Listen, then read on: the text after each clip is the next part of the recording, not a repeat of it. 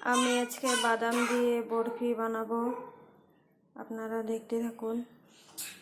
প্রথমে আমি বাদামগুলো ভেজে নেব।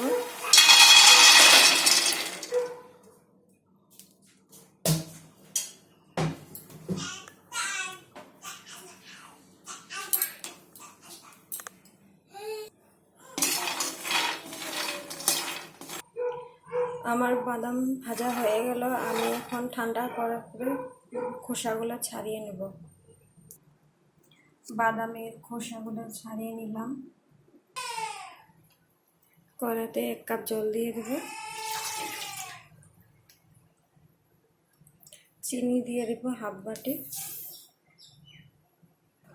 এখন আমি বাদামগুলো গুঁড়ো করে নেব। আমি বাদামগুলো ভালোভাবে গুঁড়ো করে নিলাম। এখনো আমার চিনি শিরা রেডি হয়নি। আমার চিনি শিরা রেডি, আমি এখন ঢালে দেব।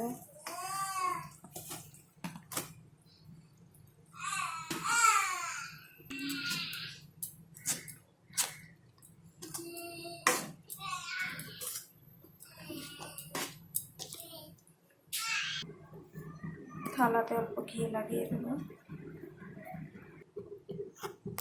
আমার ওটা পুরো হয়ে গেছে, আমি এখন নামিয়ে নেব। আমার বাদামের বরফিটা পুরো রেডি। ঠান্ডা হতে দেবো 1 ঘন্টা, তারপরে কেটে দেখাবো আপনাদেরকে।